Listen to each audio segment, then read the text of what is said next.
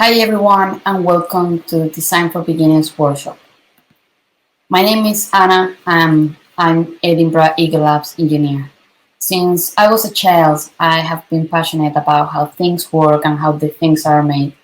My curiosity led me to study product development and manufacturing engineering, where I discovered design thinking. Design thinking is one of my favorite topics and I'm delighted today to talk about it.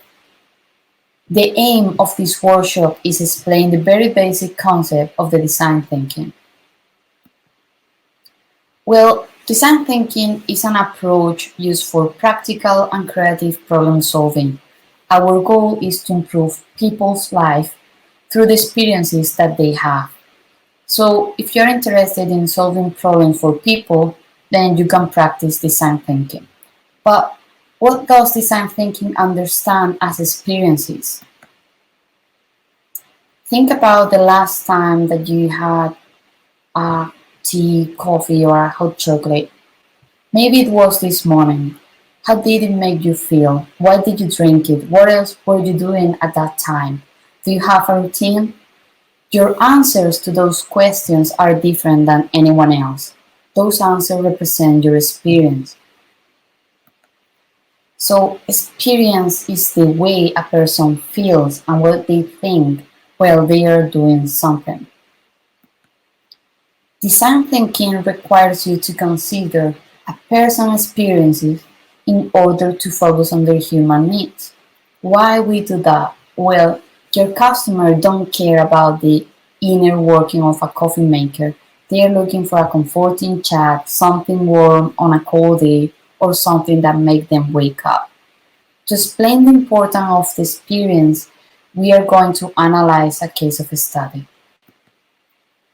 Our first case of study is Starbucks. Jerry and Gordon, the original founders of Starbucks, had so much knowledge about coffee and they were so much passionate about it.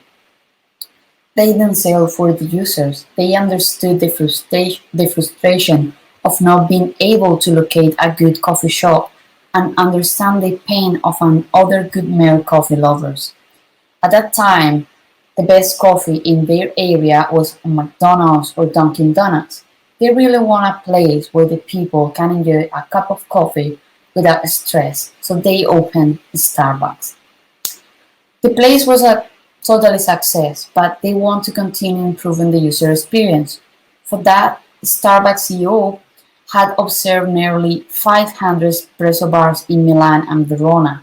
He took notes, photographed videos, he videographed baristas in action. He also observed menus, interior decor, and espresso making techniques. He observed customers and noted their local habits, behaviors, and their jobs to be done within a particular context. So to start with a very tiny place in Seattle to be the biggest coffee company in the world with 24,000 places in 70 countries. Starbucks uses customer journey maps to analyze the customer experience. With that, they can improve the pain points and innovate. They can analyze what the customer is thinking and feeling in different situations. So if you have a good experience, you will repeat. That is the main goal of the customer experience journey map. Now that we know the importance of the customer experience and the impact of that, let's continue talking about innovation. There are three aspects which make a product, service, or solution successful: desirability, feasibility, and viability. At this moment, I really think we should add another aspect that is related with climate change and sustainability. We need to keep in mind that innovation is not be the first. To innovate, we need to balance that four aspects properly to find the sweet spot. And that balance is that's going to make the difference. That balance is the innovation. In design thinking, we really believe that solution, service, or products must be wanted, and it has to fill customer needs and to fit in their lives. For that reason, We always start with people and then we work with the other three aspects.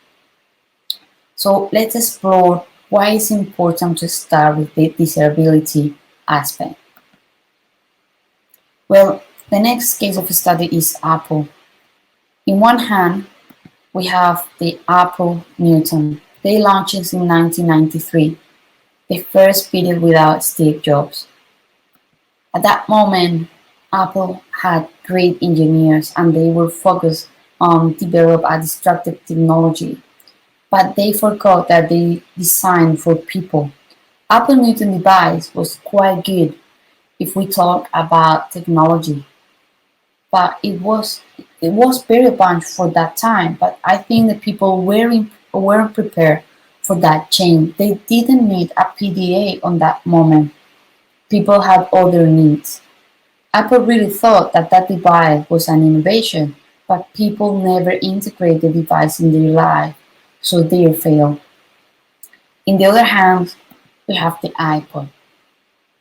People was waiting for this. They were using Wallman and Compact Disc devices for decades. Apple was not the first to launch a device with this characteristic, but they made the difference. How? Well, years before Apple launched iTunes, free program where you can organize your music and digitalize your CDs. When the iPod arrived, people saw the opportunity to transfer very easy their music. You only need to plug your iPod and click transfer. If you remember, or in other device, you need to convert the music to another format, and the process was not that easy. Also, the design of the iPod was very simple, similar to a pocket radio, so the people were familiar with that device. You can see how Apple prepared the society for that change, how they made it very easy that change. I think that was the real innovation. That was why the iPod was that success for Apple. Apple understood people and developed the product for them, but also prepared the people for that change. We understand design thinking not only as a process to follow, we understand design thinking as a mindset as well. When you incorporate this mindset to your routine, you can identify more opportunities to develop ideas and innovate. As I said before, we focus on people. That means that we want to understand human needs, behaviors, emotions, and values. Be curious, inquisitive, and open. Curiosity is one of the most powerful tools. Ask why. Why is like this? Be a child again. Be surprised. We need to be an active part of this world and be open to new possibilities and new environments. Because inspiration comes from being in the world, having your eyes truly open, truly seeing, and asking questions. Be visual. Use a simple language to share your ideas. A simple sketch is always better. So a full paragraph. Pictures, drawing, photos are a universal language. Work with interdisciplinary teams. Diverse teams help you to understand complex problems and developing solutions from different perspectives. Teams with people with different roles, ages, experiences is one of the keys to unlock your business potential. Experiment and iterate. Design thinking believes that the best way to learn something is through experimentation. This involves the constant desire to learn by trying new things. And related to this, of course, we have learn from failure. For me, this is the most difficult one. I'm still working on it. When I have fear to fail, I try to remember Thomas Edison's famous sentence. I have not failed, I have just found 10,000 ways that won't work. Okay, so with this mindset, we are going to start the design thinking process.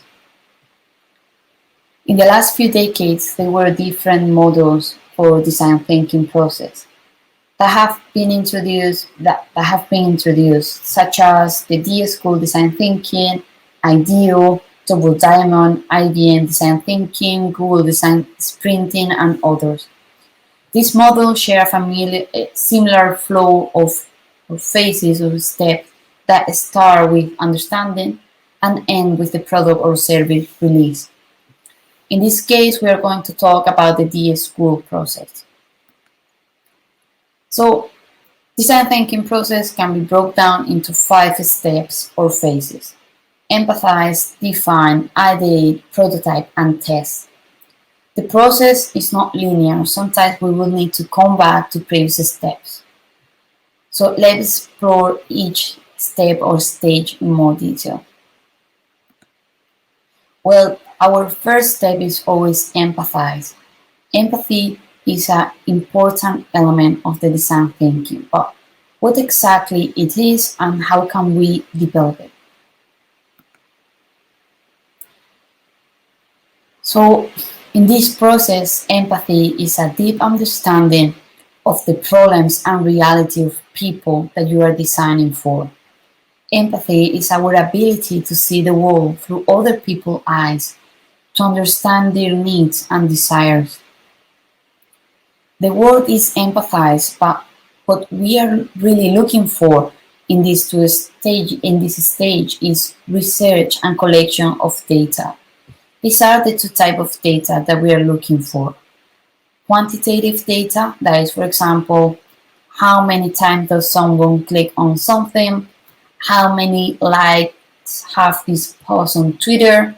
So it's basically the type of data that you can measure. And then we have the qualitative data. That is the data that we collect through observation. We are trying to identify feelings, needs, and determine problems or pain points.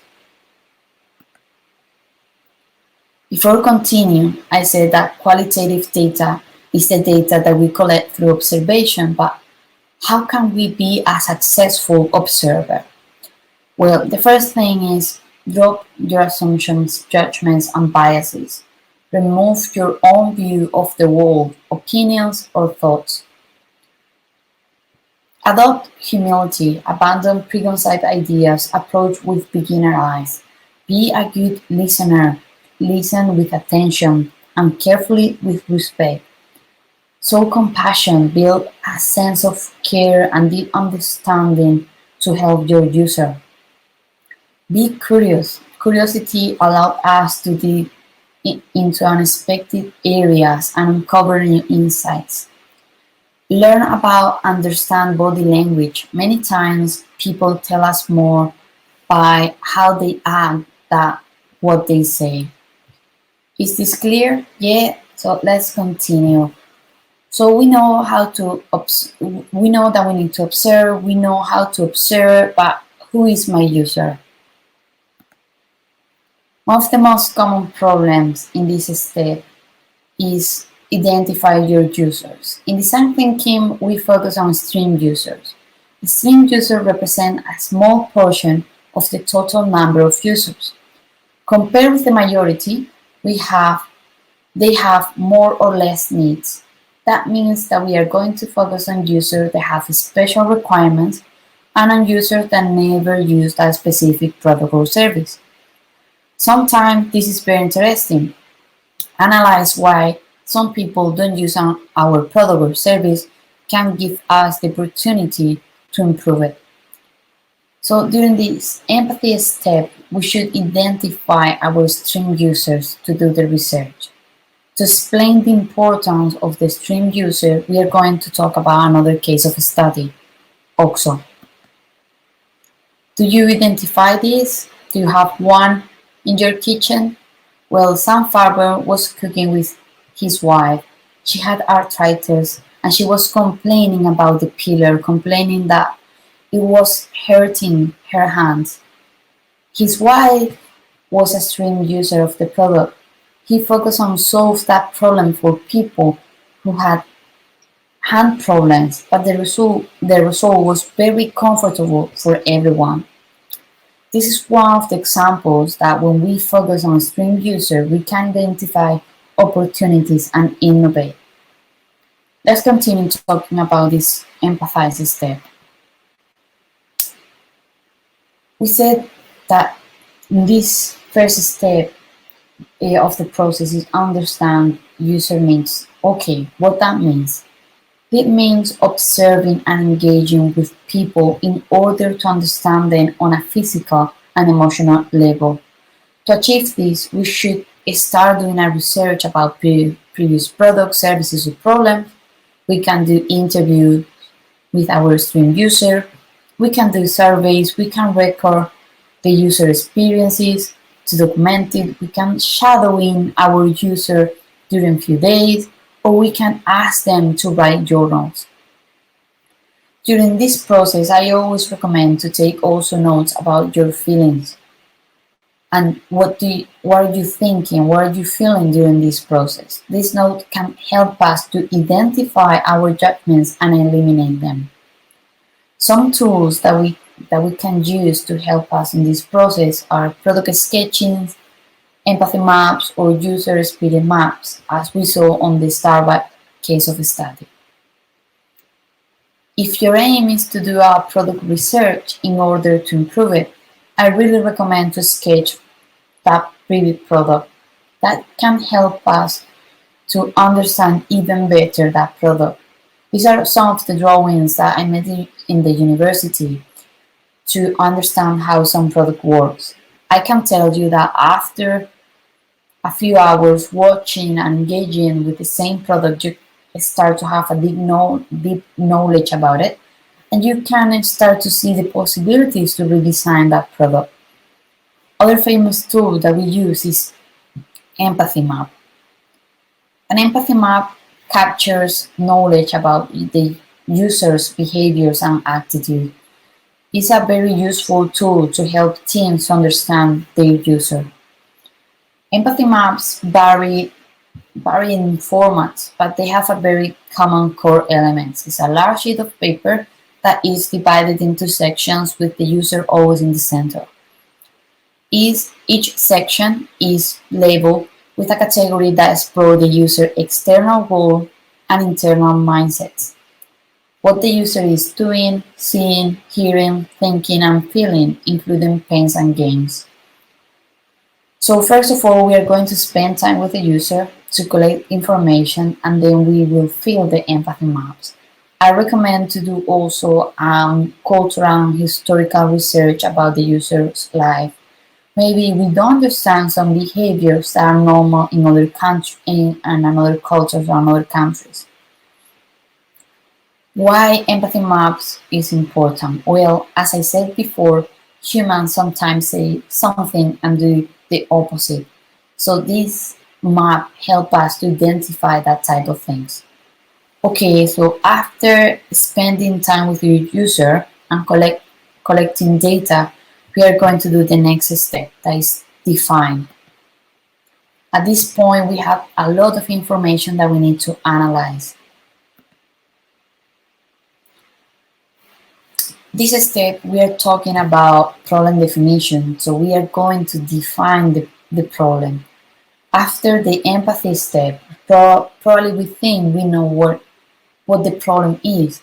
It is important to drop off your ideas and analyze the information again without any judgment. Also, we need to remember that on this step, we are not looking for solutions. In this step, we only need to define the problem. Basically, what we are going to do is take the data that we have from the previous step and synthesize and learn in the process. We are looking for insights and we are looking for needs. Sometimes after this, we found that we need more data, so we need to come back. So we need to go again to the previous step. There are many methods that we could use in this process. We are going to do data analyze. We can use the 5 whys. If we start to identify problems, we could go into different layers. Why this is happening? Why is doing this? Why are they feeling on that way? Why? Be a child and be curious to find the main problem. Another tool is how might we provide this service without a stressful experience? How might we design this handle to be more user-friendly? Asking all these questions provide more details about the problem and help us to define the problem. So again, very, very important. We need to remember that in this step, we are not looking for solutions. In this step, we only need to define the problem. For this reason, we identify the needs and insights as a verb. For example, in this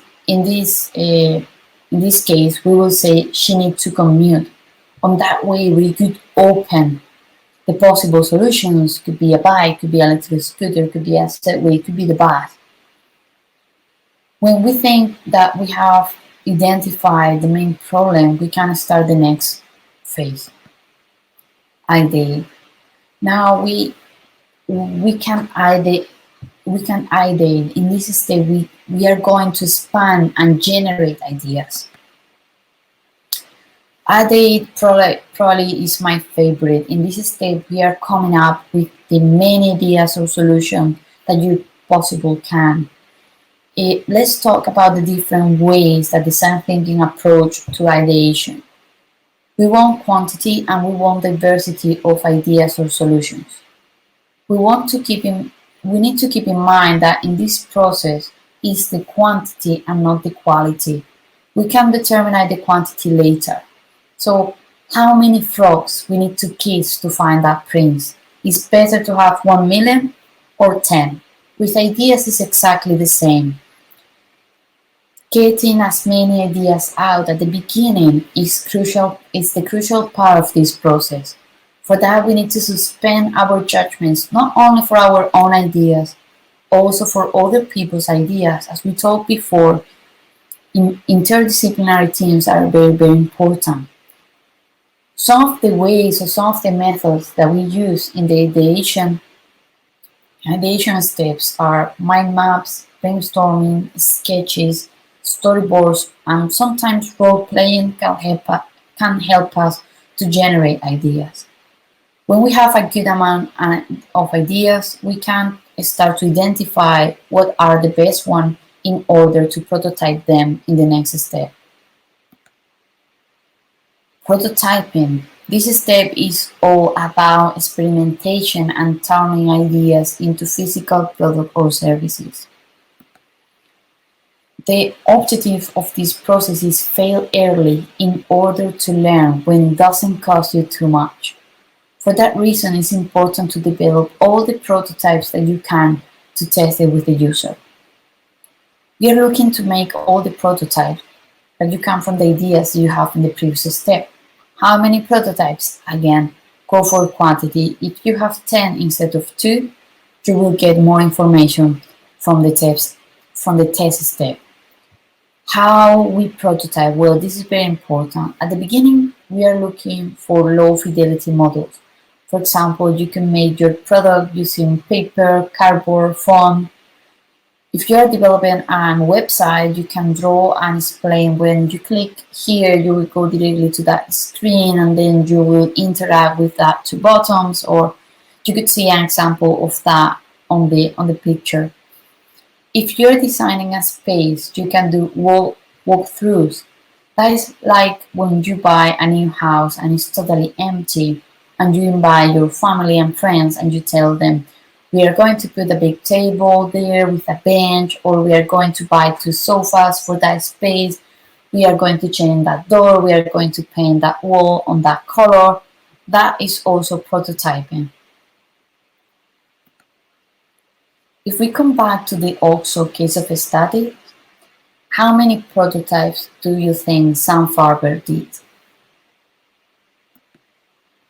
Probably around 100. You can see in the left picture the majority of them are made with foam. This is one of the easiest and cheapest way to have a 3D prototype. Other case of a study is Dyson. Normally, people don't believe in the power of making low fidelity models using cheap materials such as cardboard paper. In the pictures, you can see how Dyson developed their product starting with a very simple model to start the next step of the design thinking process, test. So the next step that I'm going to talk is called test. I'm not going to say that it's the final stage because, as I said before, this is not a linear process. The objective of this step is learn and redefine our product or service. For, for that, we need to test our ideas and prototypes. Using the feedback that the users provide, we can identify possible problems or how can we improve something in our product or service. We can start with a very simple model made with paper, cardboard, and test with the user. With the feedback, you will improve your model and make another one with more details. This one, for example, could be a 3D print model, and you will go again to test it with your user and get feedback to develop the final step with all the details. Remember that this is a learning process and we need to be open to fail. And in this step is crucial to have a good feedback. This user feedback can make a huge difference in this competitive world, and you don't need to make a big investment. And with this, we finish our presentation about design thinking. Thanks for listening, and if you have any question, please don't be shy.